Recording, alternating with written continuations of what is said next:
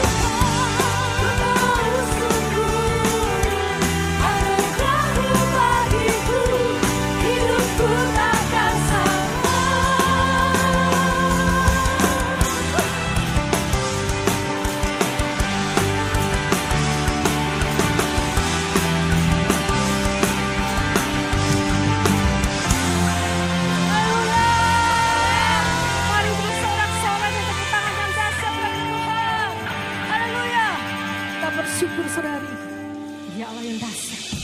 Dia Alfa dan Omega. Dia Allah yang luar biasa. Amin.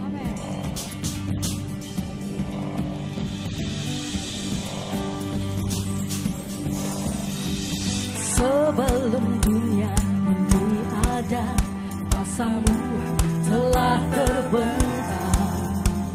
Sepanjang sejarah manusia, tak ada yang sanggup menyangkali Kau Alfa Omega. Tuhanku luar biasa, perbuatan-Mu heran, dulu sekarang selamanya. Lakukan lagi Tuhan, lakukanlah lagi keajaiban dalam nama-Mu Tuhan. Nyatakanlah lagi kemuliaan-Mu atas hidupku penuh mujizat, hidupku penuh mujizat.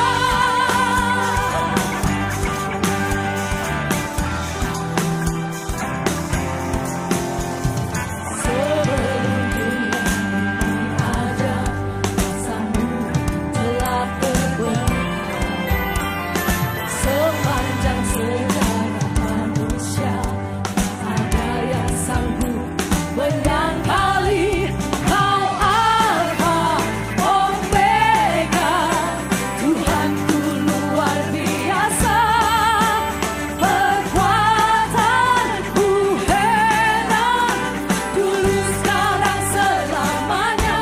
Lakukanlah lagi Tuhan, lakukanlah lagi keajaiban dalam nama-Mu Tuhan.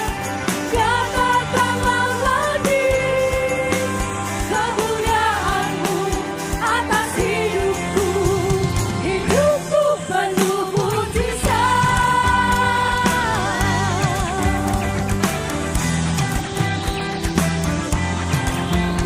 Kau Alfa Omega, Tuhanku luar biasa, perbuatan-Mu heran, dulu sekarang selamanya.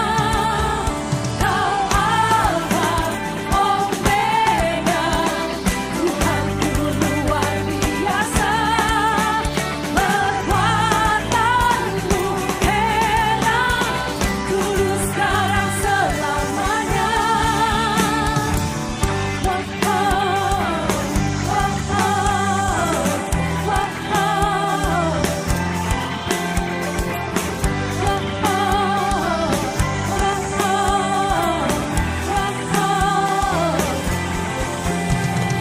Lakukanlah lagi keajaiban dalam nama-Mu Tuhan. Nyatakanlah lagi kemuliaan-Mu atas hidupku. Lakukanlah lagi keajaiban dalam nama-Mu Tuhan.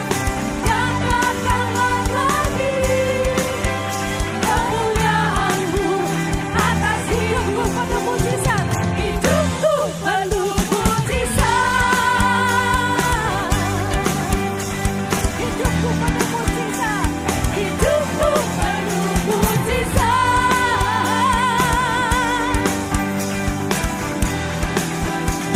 Hidupku penuh mujizat.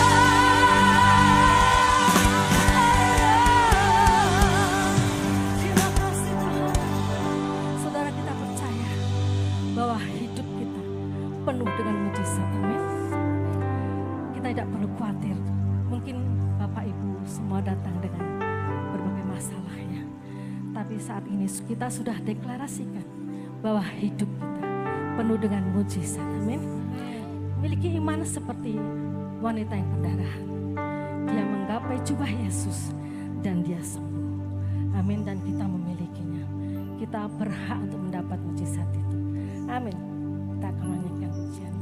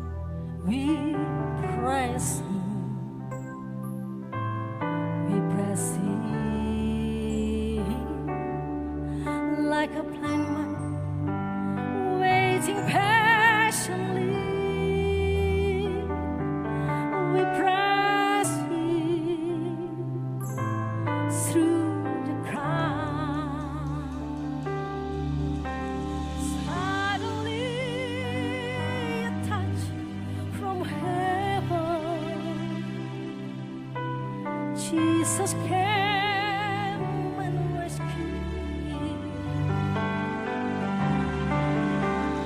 Suddenly a touch from heaven. Jesus came and set me free.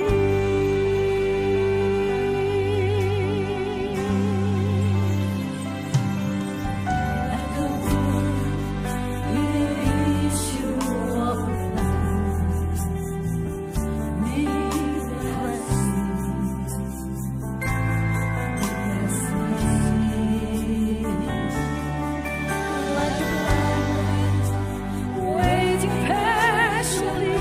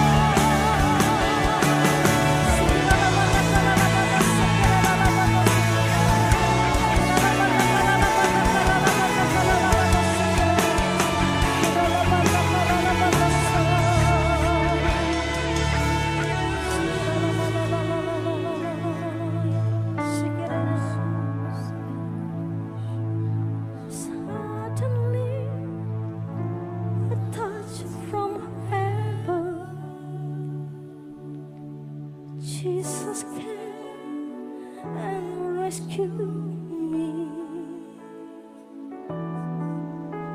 Suddenly a touch from heaven. Jesus came and set me free.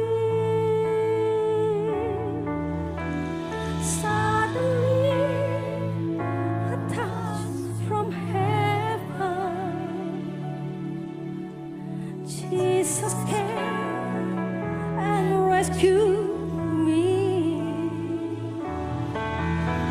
Suddenly, a touch from heaven. Jesus came and set me free.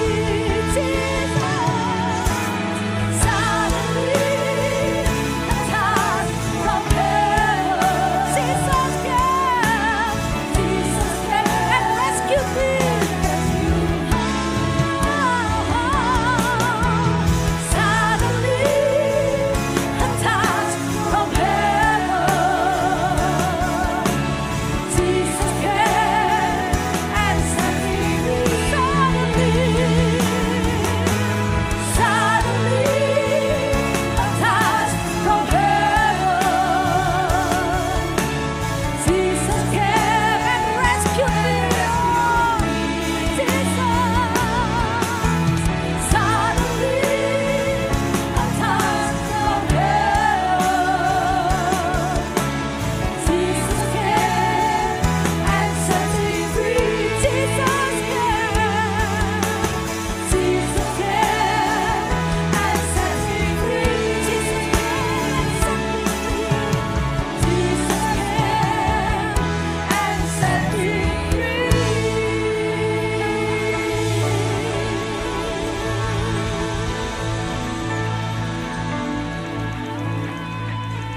Terima kasih Tuhan. Kami tahu Engkau Allah yang bergerak dengan tiba-tiba. Biarlah kami menyediakan hidup kami untuk Engkau bergerak dengan tiba-tiba dalam hidup kami dan mengubah segalanya. Tidak pernah Engkau meninggalkan kami di lembah sendirian. Tidak pernah Engkau meninggalkan kami pada waktu kami mengalami pergumulan yang berat. Tuhan, kami mempercayai Engkau, Allah yang luar biasa. Pada waktu kami di lembah dan di dalam pergumulan, Engkau dengan tiba-tiba Engkau melawat kami dan membawa kami untuk bisa naik kembali. Terima kasih Tuhan, terima kasih. Ini saat untuk kami mendengar akan pesan yang dari Engkau. Sampaikan pesan-Mu Tuhan untuk pribadi kami masing-masing dan gereja ini. Kami mau hidup kami ditaburi oleh benih yang dari firman-Mu. Supaya kami boleh bertumbuh. Kami boleh, kerohanian kami boleh terbentuk. Dan Kristus terlihat di dalam kami. Biarlah firman-Mu yang bermanfaat untuk mengajar kami. Untuk menyatakan kesalahan kami. Untuk memperbaiki kelakuan kami yang keliru. Dan untuk mendidik kami di dalam kebenaran. Boleh Kau sampaikan malam hari ini. Terima kasih Tuhan, terima kasih. Di dalam nama Tuhan Yesus kami berdoa. Dan semua yang siap menerima pesan dari Tuhan sama-sama katakan amin saudara. Jangan duduk dulu sebentar saudara. Hari ini ada Pak Yoel Elkana dari Taman Getsemani yang akan menyampaikan pesan dari Tuhan. Kenapa saya senang menyebut pesan dari Tuhan? Karena di dalam setiap firman selalu ada pesan untuk pribadi kita masing-masing. Firman bukan didengarkan untuk ditujukan kepada orang lain, tapi firman Tuhan ditujukan untuk diri kita. Selalu saudara ada pesan yang disampaikan untuk pribadi kita. Dan itu berguna untuk jadi makanan supaya kita bertumbuh. Membentuk satu kerohanian yang memperlihatkan Kristus ada di dalam kita. Mari Pak Yoel, saya persilahkan. Berikan tepuk tangan yang meriah saudara.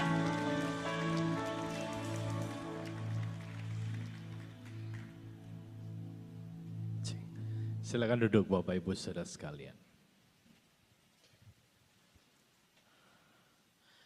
Saya akan mengawali dari Amsal Fatsal yang ke-11. Saya akan bacakan buat siap saudara. Amsal Fatsal yang ke-11 ayat yang ke-20 firman Tuhan berkata, orang yang serong hatinya adalah kekejian bagi Tuhan, tetapi orang yang tak bercela jalannya dikenannya. Saya akan ulang sekali lagi, firman Tuhan berkata, orang yang serong hatinya adalah kekejian bagi Tuhan, tetapi orang yang tak bercela, jalannya dikenan oleh Tuhan. Saudara, balik lagi, urusan hati itu sesuatu yang paling sulit dan rumit dalam hidup ini. Dan kalau saudara baca daripada kitab kebenaran firman Tuhan, semua tokoh Alkitab yang boleh dikatakan selesai di hadapan Tuhan, mereka adalah orang-orang yang memiliki hati yang tulus dan murni dalam setiap proses kehidupannya. Hari ini saya ajak Bapak Ibu ambil waktu sejenak untuk kembali menyadari bahwa hidup setiap kita itu atas ketetapan Tuhan. Bahkan semua yang kita lewati dan jalani sampai hari ini, kita tahu bahwa Dialah pribadi yang sempurna. Tuhan itu yang sedang menyempurnakan hidup setiap kita hari-hari ini. Mari sejenak sudah, tundukkan kepalamu, ambil waktu, bersaat teduh di hadapan Tuhan.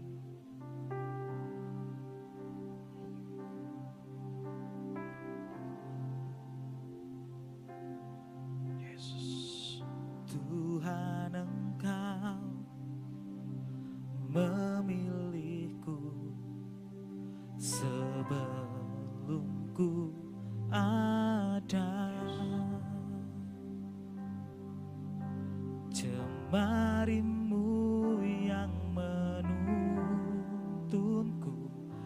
serupa gambaranmu.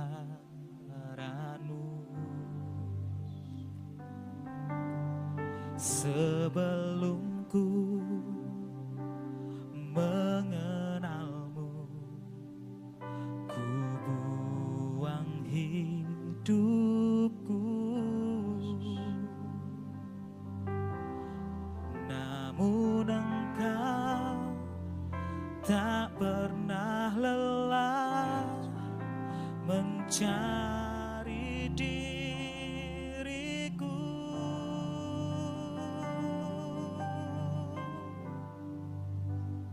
Tak kusangka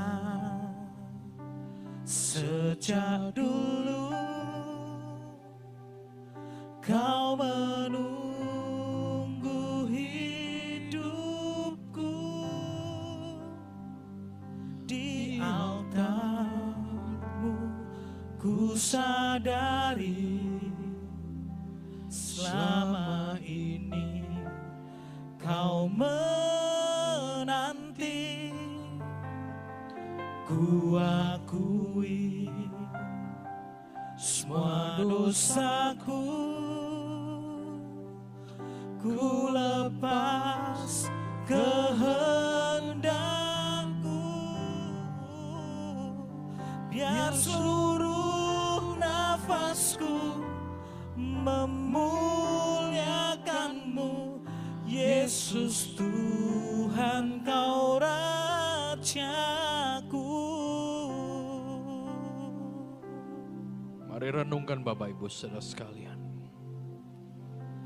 Tuhan, Engkau memilihku sebelum ku ada. Dari setiap perjalanan kehidupan kita, Jemarimu Coba secara sejenak saudara cek dalam hidup kita masing-masing.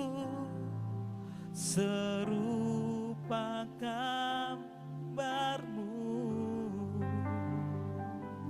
Pernahkah kita menyadari bahwa Sebelum ku dari pihak Tuhan mengenalmu, ketika Dia menyelamatkan hidup setiap kita ruang hidup dan Dia menyatakan kasih-Nya buat setiap kita.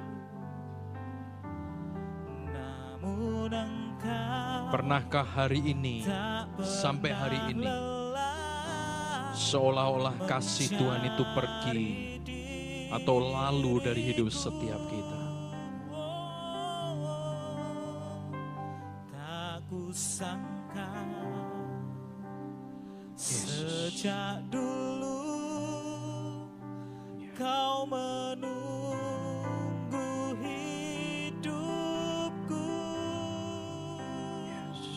di altarmu. Ku sadari Seberapa banyak saudara yang hadir sore hari ini, kau kau ada dalam persimpangan perjalanan hidupmu. ku akui Ada sebuah keputusan yang kau harus ambil. Dan engkau bimbang, kau ragu. Bahkan kau nggak ngerti apa yang harus kau tetapkan. Biar seluruh nafasku memuliakanmu, Yesus. Yesus Tuhan, kau Rajaku. Yesus.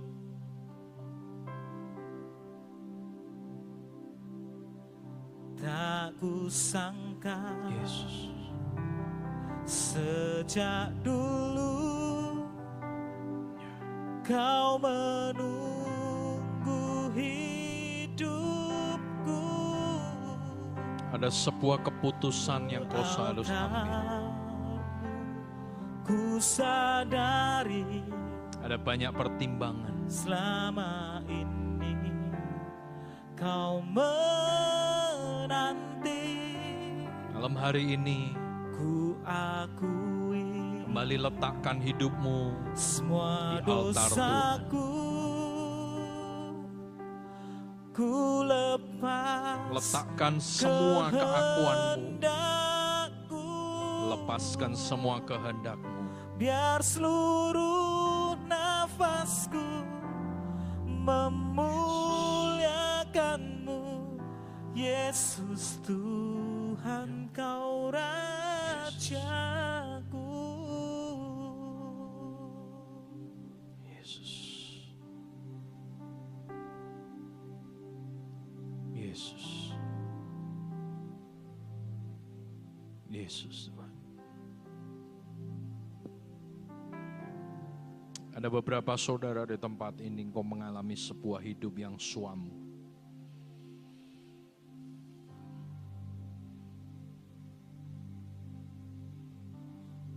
Kau mulai rasa jenuh. Kau mulai rasa sesuatu yang sepertinya tidak ada perubahan.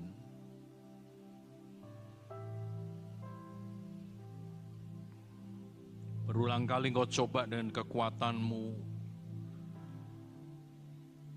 tapi semuanya itu gagal.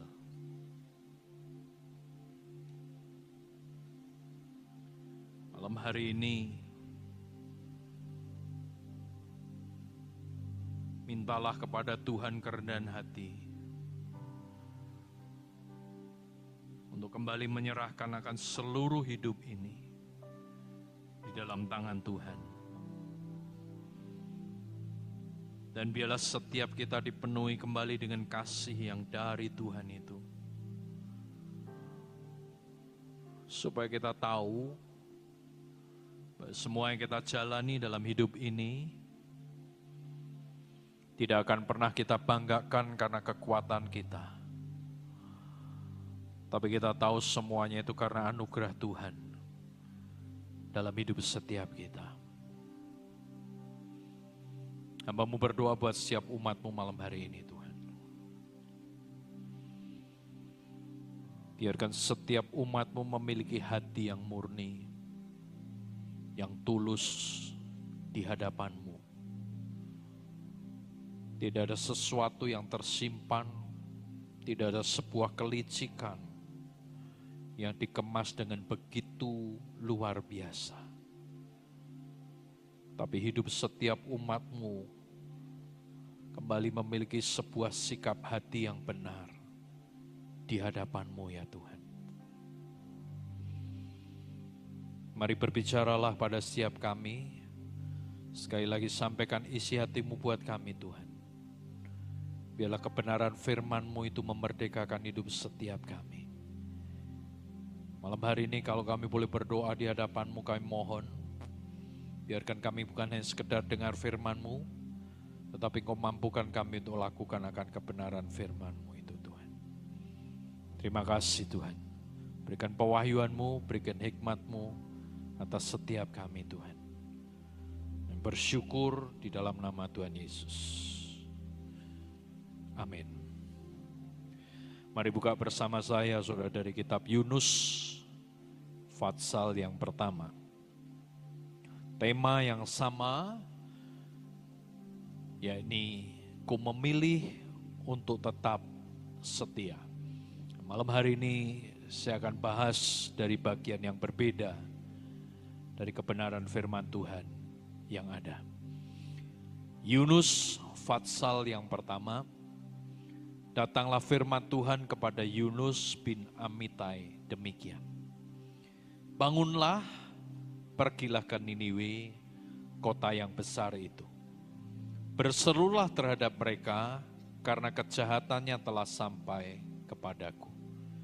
Tetapi Yunus bersiap untuk melarikan diri ke Tarsis, jauh dari hadapan Tuhan. Ia pergi ke Yafo dan mendapat di sana sebuah kapal yang akan berangkat ke Tarsis. Ia membayar biaya perjalanannya, lalu naik kapal itu untuk berlayar bersama-sama dengan mereka ke Tarsis, jauh dari hadapan Tuhan. Tetapi Tuhan menurunkan angin ribut ke laut, lalu terjadilah badai besar, sehingga kapal itu hampir-hampir terpukul hancur. Awak kapal menjadi takut, masing-masing berteriak kepada Allahnya, dan mereka membuang ke dalam laut segala muatan kapal itu untuk meringankannya. Tetapi Yunus telah turun ke dalam ruang kapal yang paling bawah dan berbaring di situ lalu tertidur dengan nyenyak. Datanglah nahkoda mendapatkannya sambil berkata, bagaimanakah mungkin engkau tidur begitu nyenyak? Bangunlah, berserulah kepada Allahmu, barangkali Allah itu akan mengindahkan kita, sehingga kita tidak binasa. Lalu berkatalah mereka satu sama lain, marilah kita buang undi, supaya kita mengetahui karena siapa kita ditimpa oleh malapetaka ini. Mereka membuang undi dan Yunuslah yang kena undi. Berkatalah mereka kepadanya, beritahukanlah kepada kami, karena siapa kita ditimpa oleh malapetaka ini? Apa pekerjaanmu dan dari mana engkau datang? Apa negerimu dan dari bangsa manakah engkau? Sahutnya kepada mereka, aku seorang Ibrani, aku takut akan Tuhan, Allah yang empunya langit, yang telah menjadikan lautan dan daratan. Orang-orang itu menjadi sangat takut lalu berkata kepadanya, apa yang telah kau perbuat? Sebab orang-orang itu mengetahui bahwa ia melarikan diri jauh dari hadapan Tuhan. Hal itu telah diberitahukannya kepada mereka. Bertanyalah mereka, akan kami apakah engkau, supaya laut menjadi reda dan tidak menyerang kami lagi, sebab laut semakin bergelora. Sahutnya kepada mereka, angkatlah aku, campakkanlah aku ke dalam laut, maka laut akan menjadi reda dan tidak menyerang kamu lagi. Sebab aku tahu bahwa karena akulah badai besar ini menyerang. Lalu berdayunglah orang-orang itu dengan sekuat tenaga untuk membawa kapal itu kembali ke darat, tetapi mereka tidak sanggup. sebab laut semakin bergelora menyerang mereka. Lalu berserulah mereka kepada Tuhan, katanya, "Ya Tuhan, janganlah kiranya Engkau biarkan kami binasa karena nyawa orang ini, dan janganlah Engkau tanggungkan kepada kami darah orang yang tidak bersalah. Sebab Engkau Tuhan telah berbuat seperti yang Kau kehendaki." Kemudian mereka mengangkat Yunus lalu mencampakkannya ke dalam laut, dan laut berhenti mengamuk. Orang-orang itu menjadi sangat takut kepada Tuhan, lalu mempersembahkan korban sembelihan bagi Tuhan serta mengikrarkan nazar. Maka atas penentuan Tuhan, datanglah seekor ikan besar yang menelan Yunus, dan Yunus tinggal dalam perut ikan itu 3 hari 3 malam lamanya. Kalau saudara lihat dari kisah Yunus ini, kita tahu bahwa sebenarnya yang terjadi dalam hidup Yunus adalah dia punya pesan yang Tuhan berikan dalam dirinya. Ada sebuah mandat khusus yang diberikan oleh Tuhan kepada Yunus. Tapi kita juga mengerti bahwa kemudian ketika dia menerima akan pesan itu, firman Tuhan jelas mencatat, bukannya dia mengarahkan dirinya untuk mengikuti apa yang menjadi pesan Tuhan untuk dia lakukan. Tetapi justru dia melarikan diri dari apa yang Tuhan inginkan untuk dia kerjakan. Tadi pagi saya sudah kupas. Ketika kita bicara tentang kesetiaan, menjadi sebuah pertanyaan besar buat setiap kita hari ini adalah, kita ini setia mau kepada siapa? Kita setia kepada diri kita, atau kita setia kepada Tuhan? Bedanya apa? Bedanya adalah ketika kita mau belajar untuk setia, tujuan daripada kesetiaan itu adalah apa dulu? Untuk kepuasan kita, untuk keinginan kita, untuk segala ambisi, nafsu, mimpi, atau apapun yang kita miliki, atau kita belajar setia untuk memfokuskan diri kepada Tuhan. Ada banyak orang hari ini mau setia, tetapi sebenarnya di balik itu punya agenda. Nah, ini nggak mudah. Makanya kalau saudara baca kitab Yunus, hari ini kita mungkin berkata, Yunus disuruh gitu aja kok nggak mau. Kita nggak ngalami masalahnya. Di situasi yang berbeda seringkali kita dalam posisi yang sama. Kita tahu ada mandat Tuhan, kita tahu ada perintah Tuhan, tapi kita nggak ngejar itu, malah kita pergi dari ke yang lain. Kenapa? Karena sebenarnya yang tujuan daripada fokus kesetiaan kita itu bukan Tuhan, melainkan kepuasan diri ini, saudara. Percayalah, ketika kita mengejar untuk menjadi orang yang setia di hadapan Tuhan, tapi tujuannya hanya sekedar untuk supaya visi, mimpi, impian, cita-cita, ambisi atau apapun itu jadi dalam hidup kita, ketahuilah semuanya itu di hadapan Tuhan tidak akan pernah ada nilainya. Kenapa? Karena kita mesti tahu bahwa bagaimanapun Tuhan itu kan tahu akan keberadaan hidup ini. Dia ngerti hati kita yang sesungguhnya. Kita bisa kemas dengan cara apapun, kita bisa poles dengan cara apapun.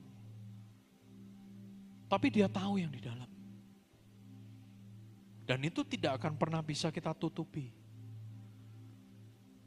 Saudara coba tutupi dengan hal apapun. Percayalah, Tuhan tidak pernah bisa dibohongi.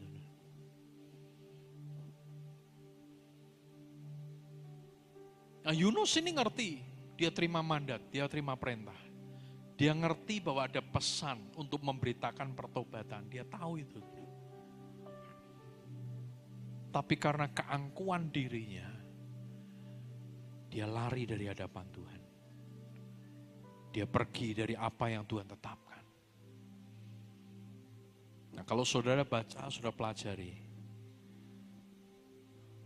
Orang yang tidak mau belajar setia dengan Tuhan, orang yang tidak mau setia untuk berfokus kepada Tuhan, itu akhirnya apa yang terjadi? Dampaknya bukan buat dirinya sendiri saja. Tapi dampak masalahnya itu akan juga menjadi masalah buat yang lain.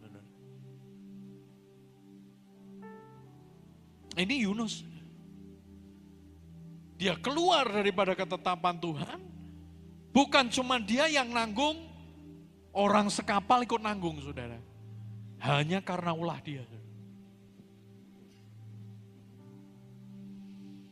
Tapi repotnya, seringkali model orang seperti ini itu nggak sadar. Kalau sebenarnya dia ini pembuat masalah. Dia sendiri nggak komitmen dengan Tuhan, dia sendiri tidak belajar untuk setia dengan Tuhan, dia sendiri tidak punya sebuah tekad untuk benar-benar mati atau benar-benar bisa membayar harga untuk Tuhan, ya. Melainkan dia mengejar apa yang menjadi kemauan dirinya, dan dia nggak sadar bahwa apa yang dia lakukan itu mengakibatkan orang lain juga menanggung akibatnya. Makanya kalau sudah baca kan jelas. Akhirnya kapal itu terombang-ambing oleh angin badai, bukan cuma itu, kerugian besar mereka terima. Barang-barang di kapal itu harus dikeluarkan, karena mereka berpikir, wah ini muatan terlalu banyak untuk meringankan, dilepasin. Ini membuat kerugian banyak orang, saudara. Yang tadi saya katakan, posisi orang yang seperti ini seringkali dirinya sendiri nggak sadar. Kenapa saya bilang nggak sadar? Ya dia enak-enak tidur, saudara. Firman jelas ngomong, Yunus didapati sedang tidur. Ini kan konyol. Nah kalau kita lihat hidup ini ya, tanpa sadari kita ini seringkali melakukan sesuatu yang tidak tepat seperti yang Tuhan mau. Dan itu membuat sebuah ekses yang sangat parah di kemudian hari. Tapi yang lebih konyol lagi, kita tidak pernah tahu dan sadar bahwa sebenarnya kita sedang membuat kesalahan dari ketidaksetiaan kita di hadapan Tuhan. Dan kita berpikir, oh semua oke kok. Nggak ada apa-apa, pelayanan semua oke kok, buktinya oke, jemaat oke, semua oke. Aku nyanyi juga semua oke, aku main musik juga semua oke kok. Nggak ada pengaruh kok, semua oke. Padahal sebenarnya ada sesuatu yang terjadi.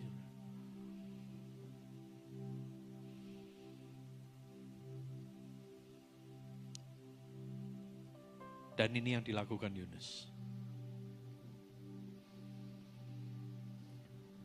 Malam hari ini sebelum saya lanjutkan firman Tuhan,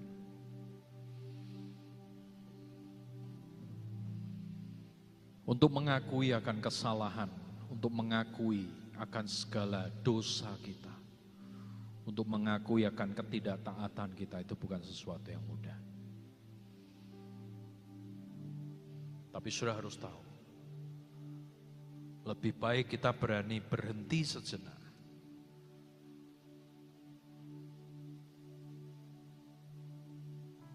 Untuk kita selesaikan semua yang ada dalam hidup ini.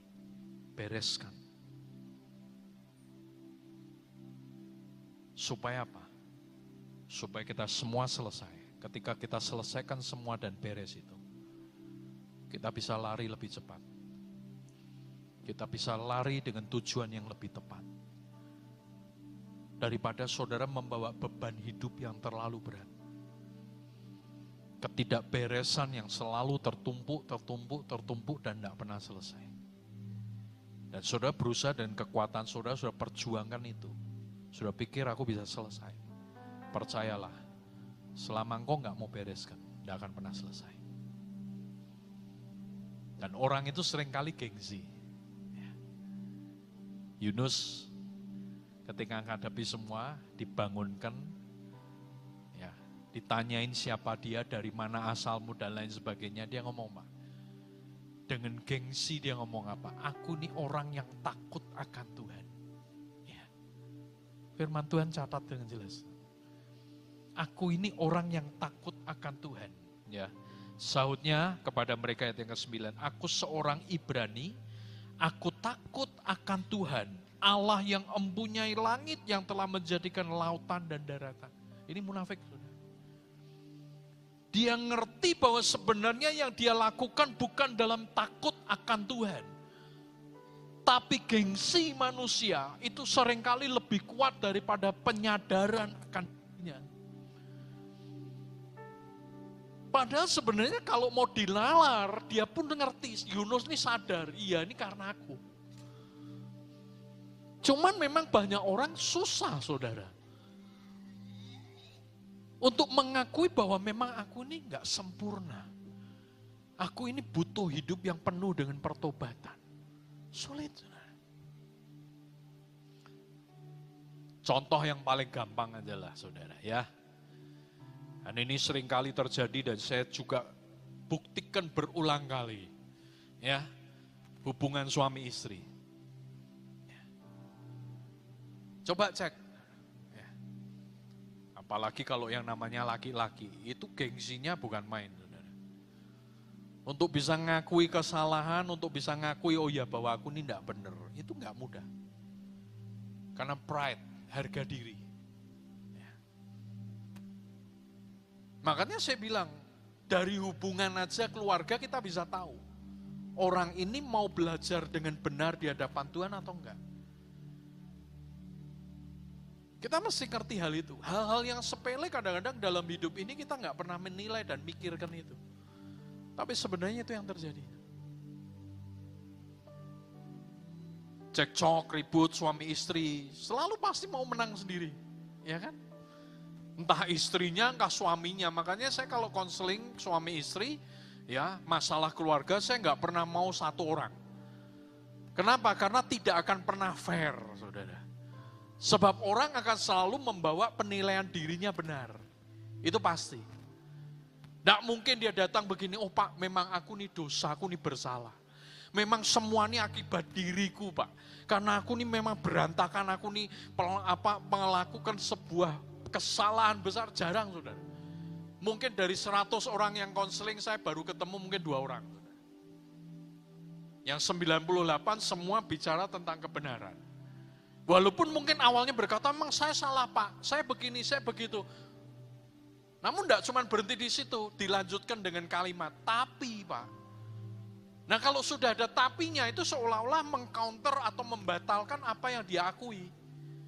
Padahal sebenarnya pengakuan kita tuh enggak perlu lagi dengan sebuah kata tapi, saudara. Oh aku nih selingkuh, aku memang dosa Pak, tapi karena istriku itu enggak perlu, saudara. Cuman kenapa manusia lakukan itu? Gengsi. Dan saya pun harus akui, saudara. Ya, saya orang yang tidak mudah untuk bisa menghargai istri, tidak mudah. Kenapa? Karena memang saya ini, ya saya bilang, bukan orang tua salah mendidik, tapi proses hidup itu harus dijalani. Dan dari situ baru kelihatan sejauh mana buah itu keluar. Ya, awal-awal saya nikah, ya, saya tidak mau merasa diri diistimewakan, saudara. Sebenarnya ya kalau mau diakui ya saya ini adalah jemaat mula-mula JKI Injil Kerajaan, saudara. Ya, nomor induk saya itu mau nomor induk yang masih puluhan, bukan ratusan. Mungkin tapi sekarang pasti sudah ada lah. Jadi ini termasuk bibit awal, saudara. Ya, nah saya waktu nikah, saya sebelum pernikahan, ya. Seharusnya tadi dijadwalkan untuk konseling dengan tim pastoral. Saya tahu ada beberapa pastoral yang memang menghandle hal itu. Ya. Lalu kemudian tiba waktunya saya mau konseling, Pak Agung tahu saudara. Waktu Pak Agung tahu dia ngomong ini, kowe konseling mbek sapa gitu. Ya sesebut namanya sama ini Pak. Ora iso kowe mbek aku gitu. Ya saya bilang ya udah enak toh Pak, ngelanggar aturan saya udah. Ora kowe mbek aku. Akhirnya dia konsel lah saya. Nggak tahu Bu Tina inget atau enggak, karena pada waktu itu masih di gereja lama Bu, di Permata. Ngobrol panjang lebar. Dan saya tidak pernah lupa. Dia bilang begini, namanya orang nikah yang paling mudah itu bisa memahami pasangan. Karena selama kamu tuntut orang itu, tidak akan pernah ada perubahan. Dan itu saya praktekkan dalam hidup ini. Walaupun di awal pernikahan tidak seperti itu.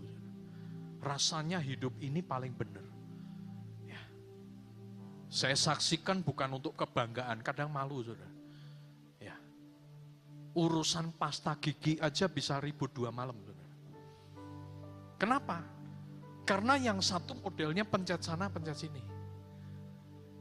Yang satu modelnya kalau pakai pasta gigi itu diurut dari bawah. Itu jadi masalah loh saudara. Jangan saudara bilang, alah koyok ngono ya Pak. Loh. Buat saudara mungkin koyok ngono aja. Tapi buat saya itu masalah. Dan saya menuntut orang atau istri saya, keluarga saya harus ikut saya. Tapi selama saya tuntut karena gengsi saya, masalah itu tidak selesai. Sampai satu kali Tuhan tuh bilang ke saya, kamu ini udah pelayanan, kamu ini udah jadi berkat bagi banyak orang. Terus mau sampai kapan hidupmu ini seperti ini? Kamu nampak luar hebat, tapi di dalammu berantakan. Buat apa? Sudah begitu aja masih asal-asalan, saudara. Saya masih ngomong gini, oh Tuhan, tapi kan aku imam. Aku nih dalam keluarganya peraknya imam harus kuat.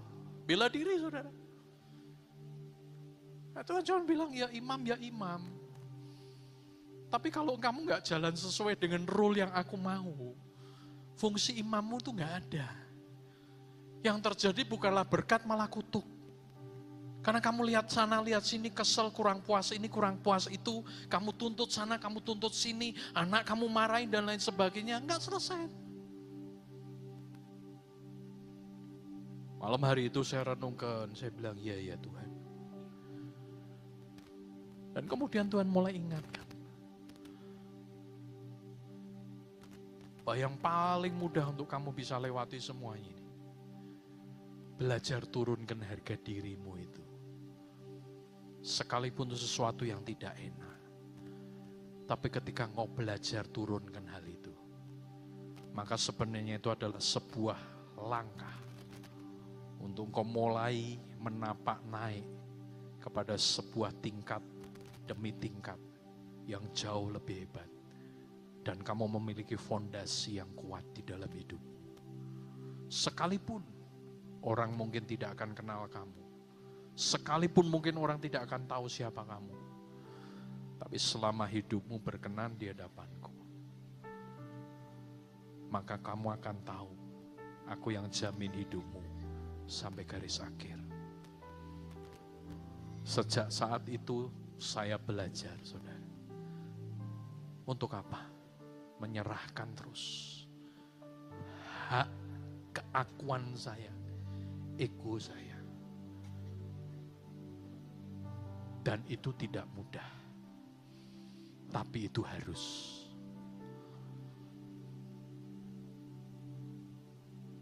Bukan hanya kaum laki-laki. Kita sebagai kaum perempuan, saudara sebagai kaum perempuan pun sama. Kita kalau nggak pernah mau belajar untuk mengikuti akan cara Tuhan, bentuk hidup kita nggak akan pernah bisa setia dengan Tuhan. Nggak pernah. Karena ketika kita ngalami sesuatu, kita akan berhenti. Dan kita berkata, kenapa kok gini sih Tuhan? Ketika kita ngalami sesuatu, kita akan mulai mundur. Dan kita berkata, kenapa kok harus seperti ini? Dan itu nggak akan pernah selesai. Tapi bersyukur. Yunus ketika ngerti akan semuanya itu, akhirnya dia ngomong apa? Buang aku ke laut. Itu sesuatu yang tidak mudah, saudara. Dia harus merelakan dan merobek semua kedagingannya. Hanya untuk berkata, lepaskan aku. Dan dia tidak pernah tahu apa yang akan terjadi dengan dirinya. Hari ini kita baca dan kita berkata, luar biasa ya. Ketika Yunus berani merelakan dirinya, ada ikan besar.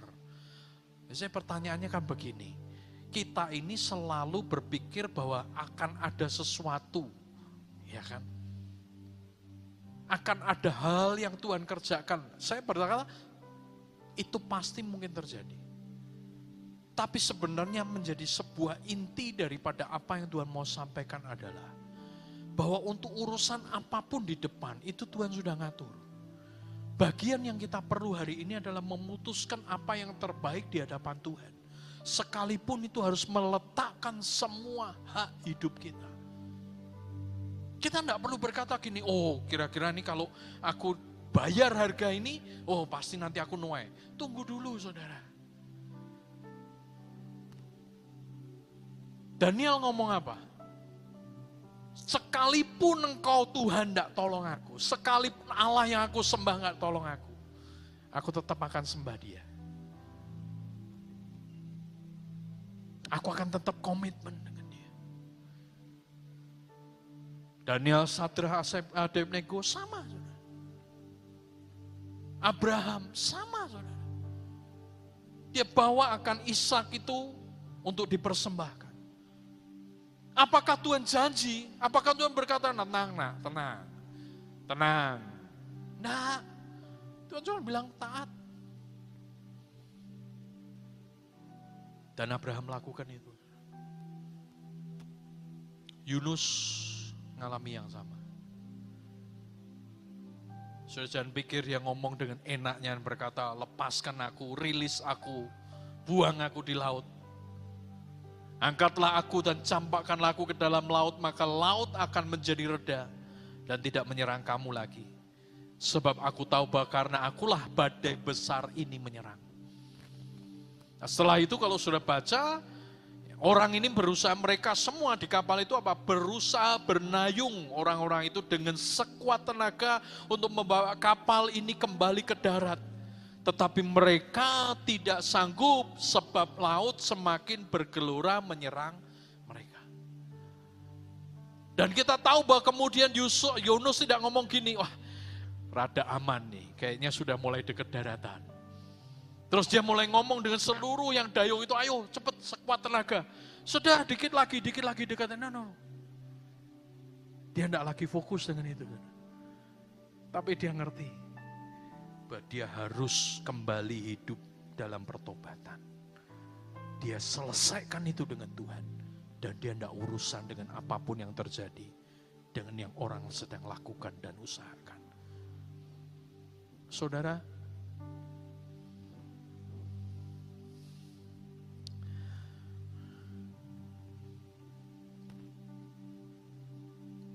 tadi pagi dalam ibadah yang ada,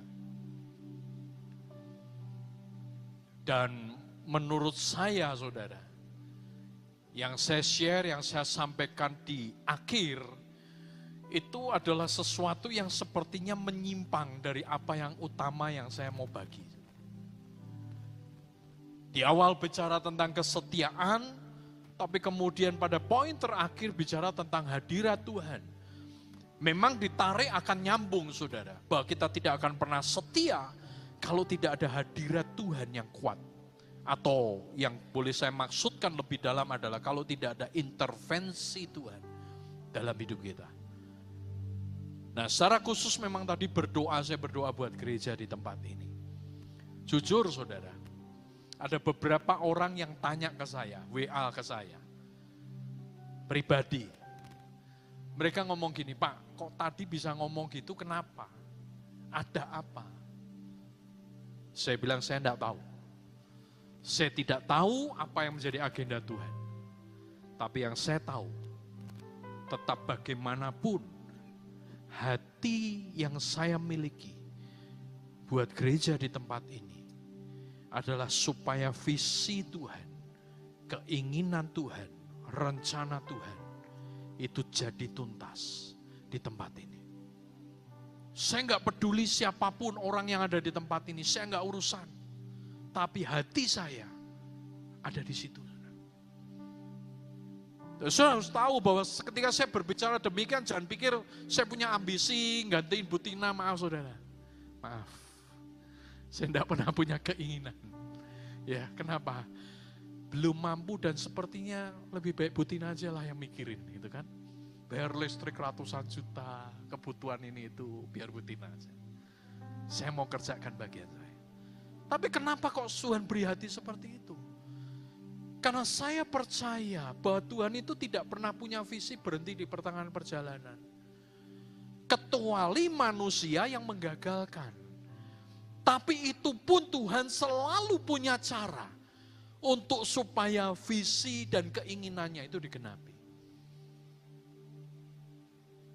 Nah, ini kembali saudara.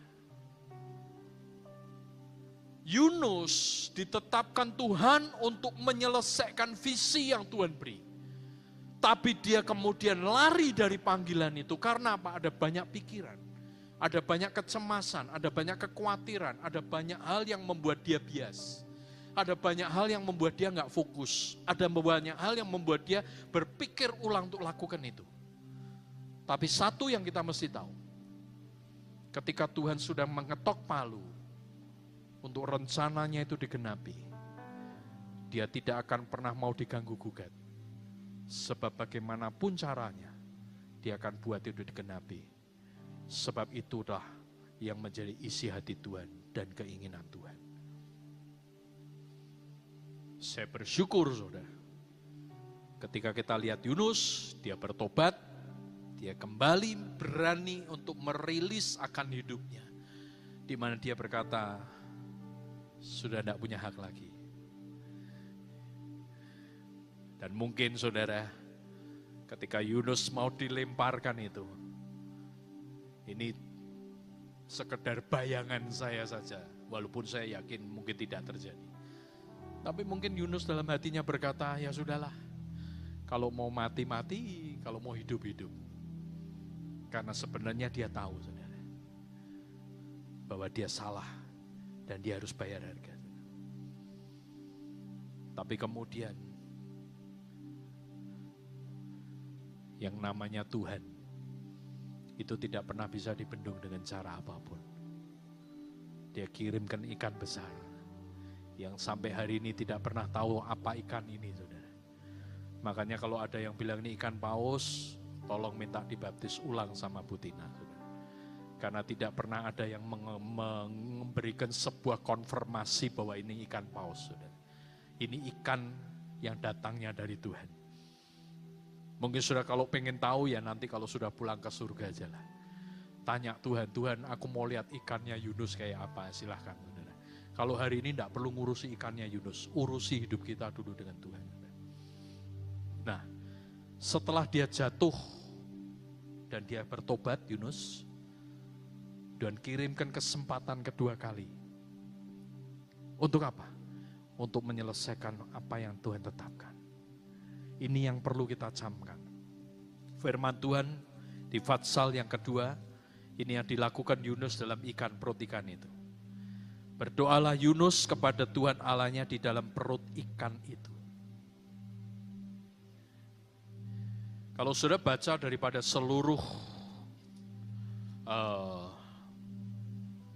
ayat di Fatsal 2 ini, saudara boleh teliti, saudara boleh renungkan, saudara juga boleh mungkin cari daripada beberapa referensi dan terjemahan lain. Tapi ketika dia ada di dalam perut ikan ini, yang dia naikkan di hadapan Tuhan adalah ucapan syukur.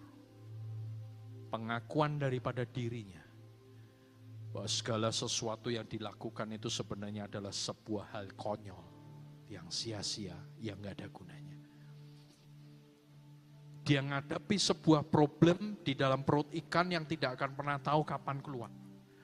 Dan tidak akan pernah tahu bakal keluar atau tidak. Tapi hari itu dia tidak kemudian KKR. Dia tidak kemudian meminta akan mujizat Tuhan untuk supaya segera ikan itu mengeluarkan dia dan lain sebagainya. No. Dia hanya meletakkan hidupnya di bawah, di hadapan altar Tuhan, di bawah kaki Tuhan. Dan dia bersyukur. Bersyukur untuk apa? Ada kesempatan yang Tuhan beri di dalam dirinya untuk dia melaksanakan tugas yang Tuhan percayakan. Walaupun dia belum tahu kalau dia bakal keluar dari ikan itu. Tapi paling tidak di titik itu dia sadar penuh bahwa selama ini aku sudah merugikan banyak orang. Tapi hari ini aku dalam perut ikan ini, sekalipun aku nggak tahu apa yang akan terjadi di depan. Tapi paling tidak ada orang-orang yang di kapal itu juga tidak ikut binasa. Yang diselamatkan. Karena aku yang sebenarnya pembuat ulah sudah diambil daripada mereka yang seharusnya tidak menerima akibat yang aku lakukan. Saudara, waktu saya baca kitab Yunus pasal yang kedua ini,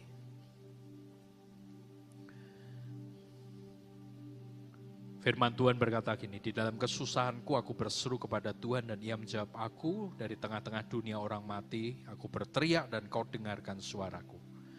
Telah kau lemparkan aku ke tempat yang dalam, ke pusat lautan, lalu aku terangkum oleh arus air. Segala gelora dan gelombangmu melingkupi aku, dan aku berkata, telah terusir aku dari hadapan matamu. Mungkinkah aku memandang lagi bait-Mu yang kudus? Segala air telah mengepung aku, mengancam nyawaku, samudera raya merangkum aku. Lumut lautan membelit kepalaku. Di dasar gunung aku tenggelam, dasar bumi. Pintunya terpalang di belakangku untuk selama-lamanya. Dan ketika itulah aku naikkan nyawaku dari dalam liang kubur, ya Tuhan Allahku. Ketika jiwaku letih lesu dalam aku, teringatlah aku kepada Tuhan dan sampailah doaku kepadamu dalam bait-Mu yang kudus. Mereka yang berpaling teguh kepada berhala kesia-siaan, merekalah yang meninggalkan Dia yang mengasihi mereka dengan setia. Tetapi aku, dengan ucapan syukur aku kupersembahkan korban kepadamu. Apa yang kunasarkan akan kubayar. Keselamatanmu adalah dari Tuhan. Pada akhirnya, setelah semua dia sampaikan di hadapan Tuhan. Dalam doanya, dalam pengakuannya di hadapan Tuhan, dia berkata, tetapi aku dengan ucapan syukur, aku persembahkan korban kepadamu. Apa yang kunasarkan akan kubayar, dan keselamatan adalah dari Tuhan. Dia memberikan kembali hidupnya di hadapan Tuhan. Dalam kesempatan itu, dia berkata, Tuhan,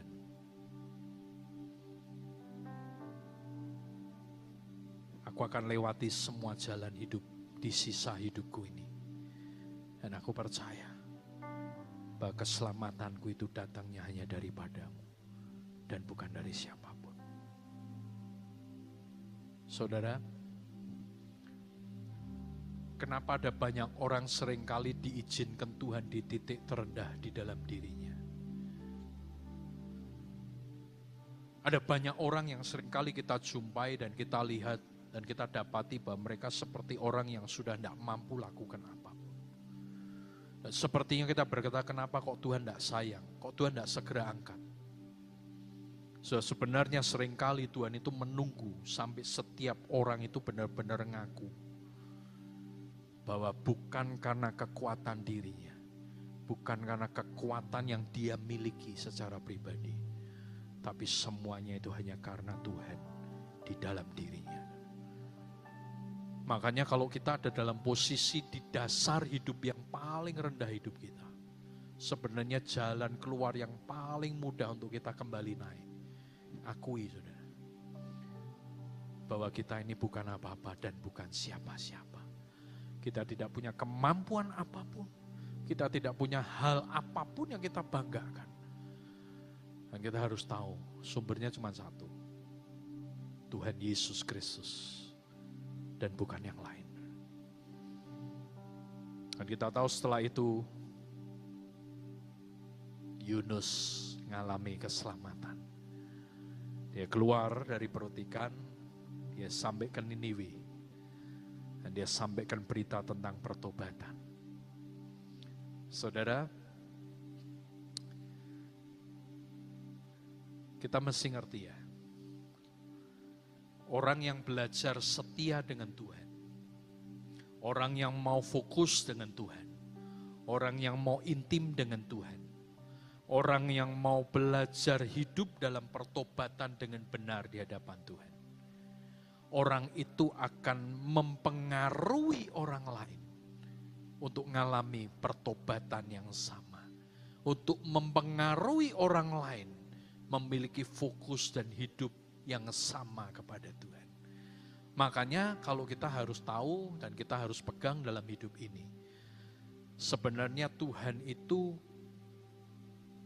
memberi kepercayaan kepada hidup setiap kita dan dia meminta pertanggungan jawab. Kenapa? Karena dari hidup kita, dia akan memberikan penilaian. Apakah hidup kita ini jadi berkat buat orang lain? Kita hidup jadi pengaruh yang benar buat orang lain? Kita hidup jadi orang yang membawa pertobatan kepada orang lain untuk kembali ke Tuhan? Atau kita hidup membuat orang lain berantakan? Tapi percayalah, kalau hidup kita ini setia, bukan kepada mimpi, bukan kepada keinginan, bukan kepada ambisi, bukan kepada cita-cita. Tapi kesetiaan kita ini kepada Tuhan yang memiliki segalanya. Maka hidup setiap kita itu akan menjadi pengaruh yang luar biasa. Karena Tuhan yang mengintervensi hidup setiap kita. Ayat penutup, saudara.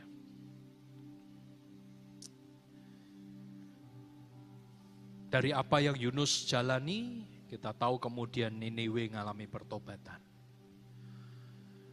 Tapi salah satu poin yang saya ingin sampaikan, saudara. Supaya semua kita ini belajar benar-benar menjadi orang yang setia kepada Tuhan. Kitab Ayub Fatsal 42. Ayat yang pertama sampai dengan 6 firman Tuhan berkata, maka jawab Ayub kepada Tuhan, aku tahu bahwa engkau sanggup melakukan segala sesuatu dan tidak ada rencanamu yang gagal. Firman-Mu, siapakah dia yang menyelubungi keputusan tanpa pengetahuan?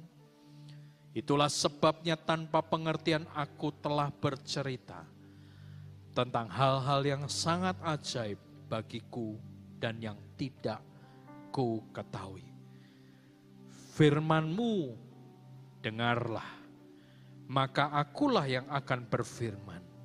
Aku akan menanyai engkau supaya engkau memberitahu aku. Perhatikan ayat yang kelima dan keenam. Hanya dari kata orang saja aku mendengar tentang engkau. Tetapi sekarang mataku sendiri memandang engkau. Oleh sebab itu aku mencabut perkataanku dan dengan menyesal aku duduk dalam debu dan abu. Ayat yang kelima saya akan ulang. Firman Tuhan berkata, hanya dari kata seorang saja aku mendengar tentang engkau. Tetapi sekarang mataku sendiri memandang engkau. Saya pernah bahas kitab Ayub ini. Dan tidak perlu kita ulang. Kita perlu tahu bahwa Tuhan mengizinkan sesuatu terjadi dalam hidup Ayub. Sebab Tuhan sebenarnya sedang menguji seberapa saleh dan setianya dia di hadapan Tuhan. Dan di ayat 42, di ayat kelima, pasal 42 ayat yang kelima ini, saudara. Inilah poin penutup di mana Tuhan mengesahkan hidup Ayub. bahwa dia layak aku sebut menjadi hamba yang setia. Maka Tuhan memberikan kepercayaan lebih daripada sebelumnya. Dan kenapa itu bisa terjadi? Sebab ini yang diakui oleh Ayub. Dia berkata, selama ini aku cuma dengar tentang Tuhan. Sudah saleh, tapi karena kata orang. Tapi di detik ini, dia mengakui dan di hadapan Tuhan, Tuhan melihat bahwa kesalehan kesetiaannya itu bukan lagi karena kata orang, tapi karena pengalaman pribadinya dengan Tuhan. Hari ini, saya berdoa buat siap saudara. Biarkan pengalaman hidup kita dengan Tuhan itu membuat kita belajar untuk setia sampai akhir. Ada proses yang kita harus lewati dan jangan pernah lelah. Sebab itu bagian di mana Tuhan terus sedang memurnikan akan hati ini. Supaya ketika kita sampai di akhir, Dia akan berkata, Kau adalah hambaku yang benar dan setia. Doa saya, kesempatan yang Tuhan beri buat setiap kita di hari-hari ini tidak akan pernah lewat. Karena ini waktu di mana sebenarnya hidup setiap kita ini mempersiapkan untuk kedatangan Tuhan yang tidak akan pernah lama lagi. Kita nggak akan pernah tahu kapan Tuhan datang. Saudara juga tidak perlu memprediksi kapan Tuhan datang. Tapi yang kita perlu tahu bahwa Tuhan selalu memberi kesempatan untuk kita mempersiapkan hidup ini. Ketika kita di hadapan Tuhan, Dia kenal hidup kita. Jangan sampai ketika kita di titik akhir, kita menghadap Tuhan.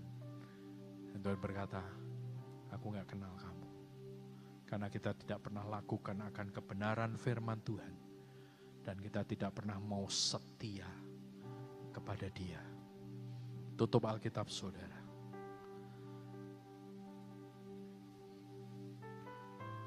Terima kasih Tuhan. Terima kasih.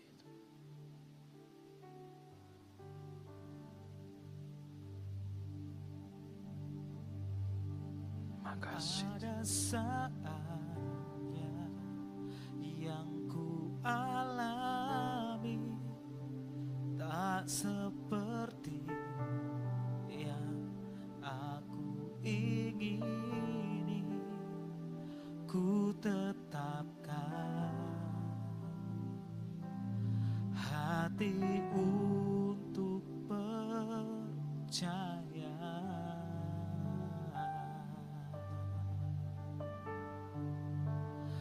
Ada saatnya yang ku hadapi, seringkali aku tak mengerti. Ku memilih untuk tetap setia.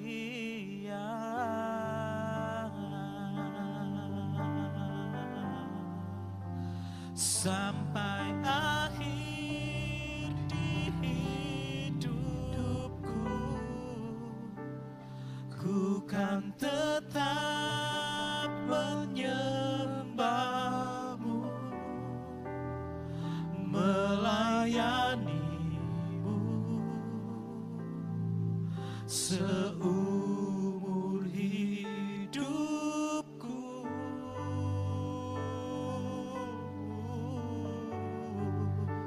Sampai ku menutup mata, ku tetap mengasihimu. Biar kau dapati ku hambamu yang setia.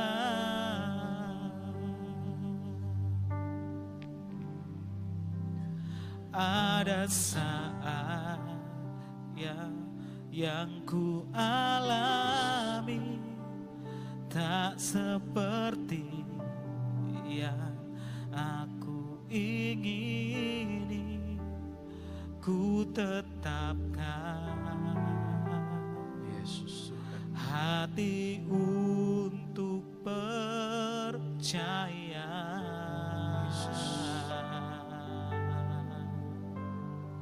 Ya Tuhan. Ada saat Ya Tuhan. yang ku hadapi, Yesus. seringkali aku tak mengerti. Ya Tuhan. Ku memilih untuk Ya. tetap setia. Yesus Oh, sampai akhir di hidupku, ku kan tetap menyembahmu, melayanimu seumur hidupku.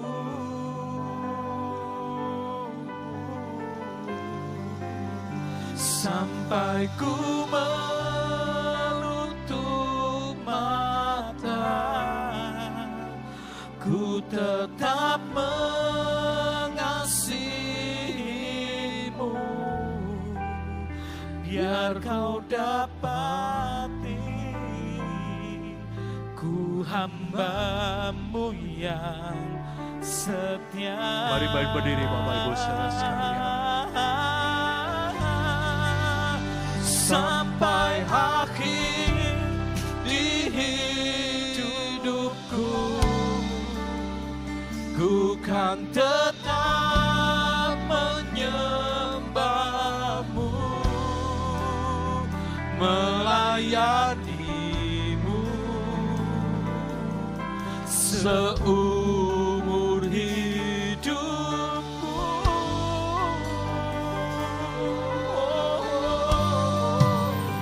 Sampai ku menutup mata,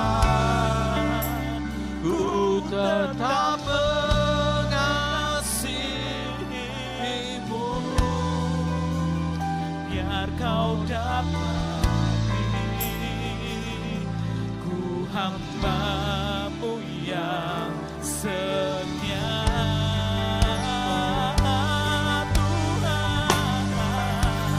Sampai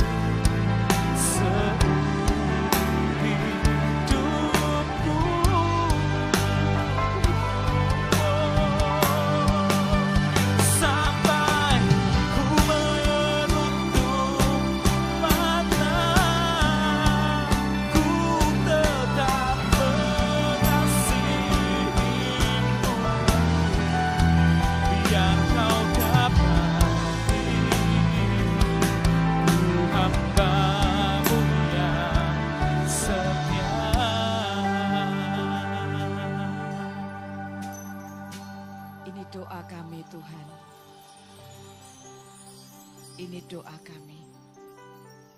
Biar Engkau mendapati kami adalah hamba-Mu yang setia. Setia sampai kepada tujuan yang Tuhan inginkan kami mencapainya.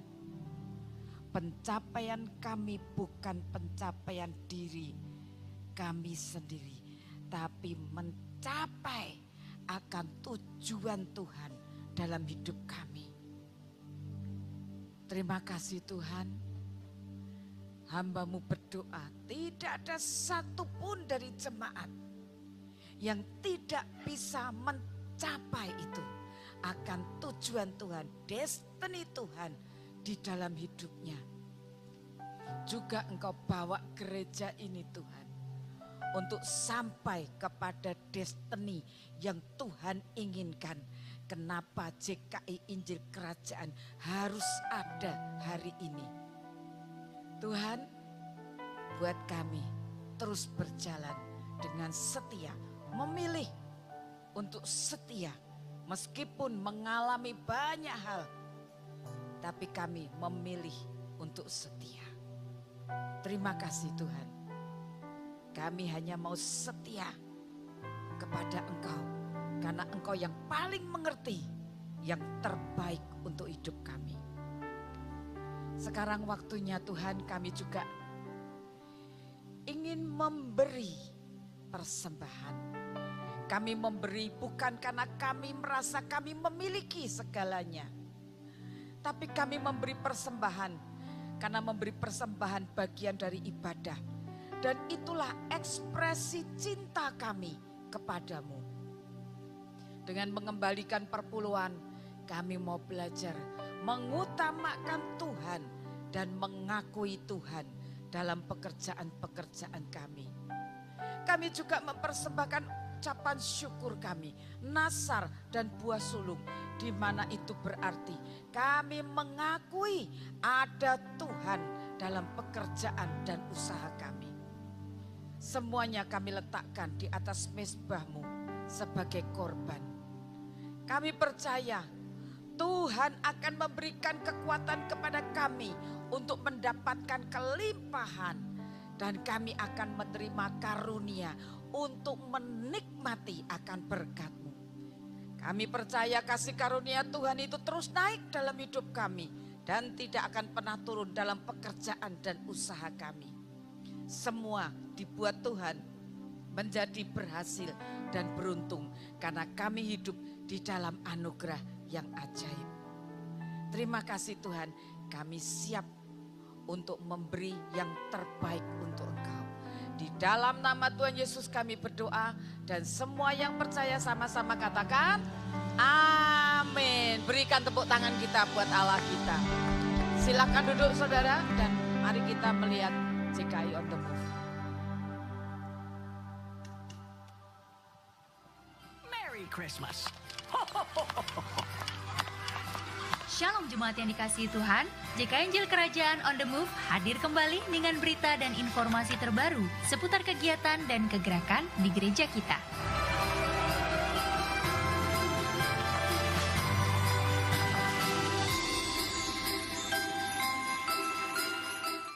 Gereja JKI Injil Kerajaan mengucapkan terima kasih untuk pelayanan Pastor Joel Elkanah. Kami berdoa kiranya Tuhan Yesus senantiasa memberkati pelayanan dan keluarga Pastor Joel Elkanah.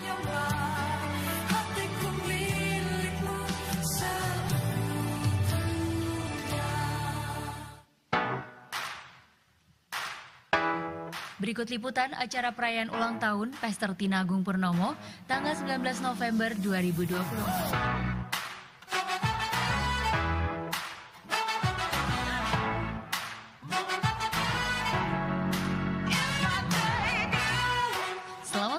Pastor Tina Agung Purnomo, semoga Tuhan senantiasa memberkati setiap langkah hidup Pastor Tina dan semoga kasih-Nya terus mengalir dalam setiap karya yang Pastor Tina lakukan.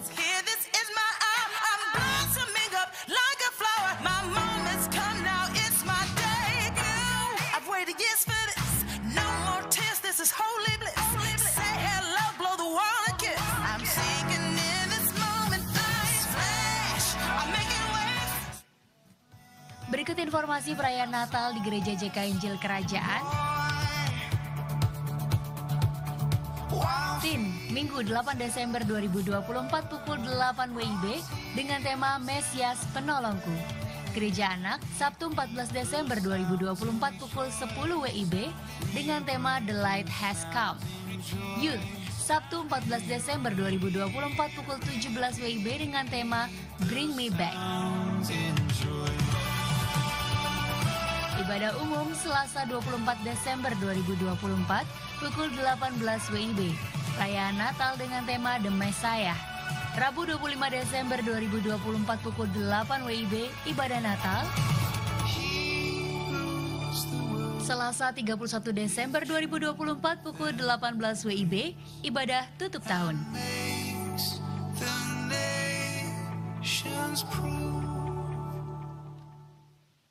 Berikut liputan acara berkat di Hari Kesehatan Nasional bersama tim KOS Minggu 17 November 2024 di Holy Stadium.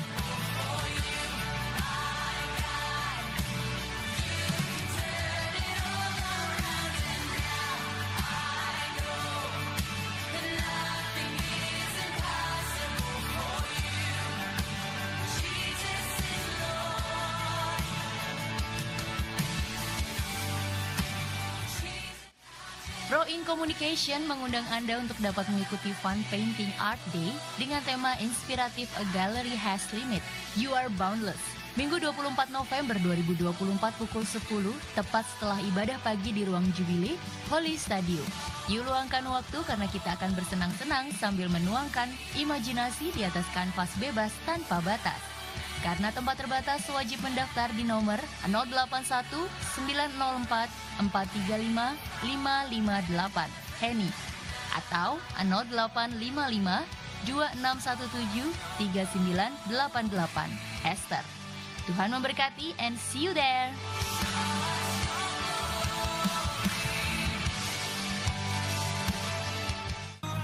Halo guys, siap jadi ahli di bidangmu? Mari bergabung dalam workshop keahlian The Next Entrepreneur. Di workshop ini, peserta akan belajar langsung dari profesional. Ada praktek dan diskusi mendalam, plus peserta akan mendapatkan sertifikat kompetensi resmi. Tanggal 30 November 2024 pukul 8 sampai selesai di lantai 6 Gedung A SMK Kristen Terang Bangsa, Jalan Arteri Utara Kompleks Grand Marina, Semarang. Tempat terbatas, daftar segera dan bawa masa depanmu ke level berikutnya. Pendaftaran hubungi 0815 7634 426 Mrs. Patricia atau 0831 1536 6031 Mrs. Nunung.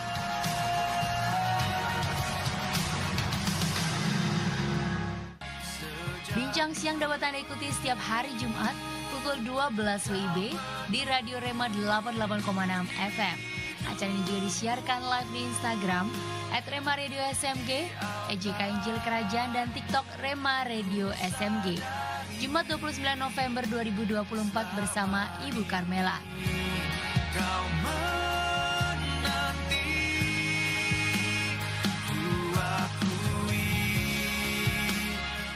Doa malam MPP Gabungan plus Worship Together hari Kamis 5 Desember 2024 jam 19 sampai 24 WIB di Kapel Baptis Holy Stadium.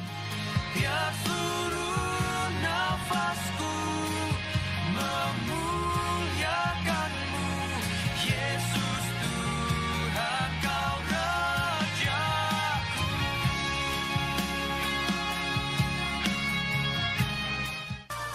Selamat kepada SSB Terang Bangsa, juara 1 Piala Suratin U13 Jawa Tengah 2024.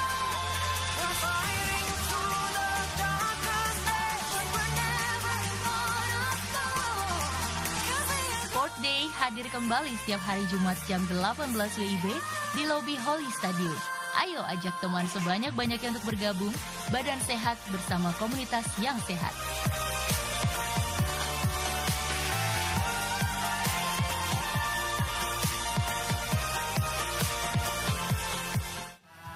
Bagi saudara yang rindu memberikan persembahan dan persepuluhan, dapat transfer ke rekening atas nama Gereja JK Injil Kerajaan, BCA Cabang Gang Tengah, Atau juga bisa scan QR yang sudah tersedia berikut. Misahkan kita.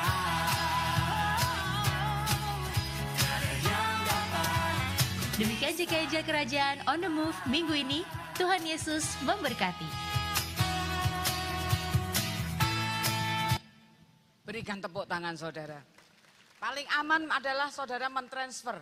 Karena saya barusan mendapat info untuk QRIS juga atau KRIS itu juga berbahaya. Karena banyak yang juga menipu saudara ya. Sehingga tidak masuk di rekening gereja. Tapi kalau saudara transfer sudah pasti masuk ke rekening gereja. Mari kita bangkit berdiri. Kita berdoa untuk persembahan dan kita akan terima akan berkat yang dari Tuhan. Arahkan tangan saudara kepada persembahan yang ada. Kami membawa seluruh perpuluhan dan persembahan ini ke dalam rumah perbendaharaanmu untuk pekerjaan pelayanan dan pemberitaan Injil. Semuanya dikuduskan untuk dipakai sebagai kemuliaan bagi Bapa kami yang di surga. Tadahkan tanganmu dan terimalah berkat Tuhan. Di titik terendahmu biarlah engkau memilih untuk tetap setia agar tujuan atau visi Tuhan terjadi dalam hidupmu. Kembali lagi ke jalan yang Tuhan sudah tetapkan. Dengan ketaatan engkau akan bisa melewatinya dan mengambil keputusan untuk tetap setia. Dengarkan baik-baik suara Tuhan Allahmu dan lakukan dengan setia segala perintahnya yang disampaikan kepadamu pada hari ini. Maka Tuhan Allahmu akan mengangkat engkau di atas segala bangsa di bumi. Dan segala berkat itu akan datang kepadamu dan menjadi bagianmu. Tuhan memberkati dan melindungimu. Tuhan menyinarimu dengan wajahnya dan memberimu kasih karunia. Tuhan menghadapkan wajahnya kepadamu dan memberimu damai sejahtera. Pulanglah di dalam nama Tuhan Yesus. Dan semua yang percaya sama-sama katakan.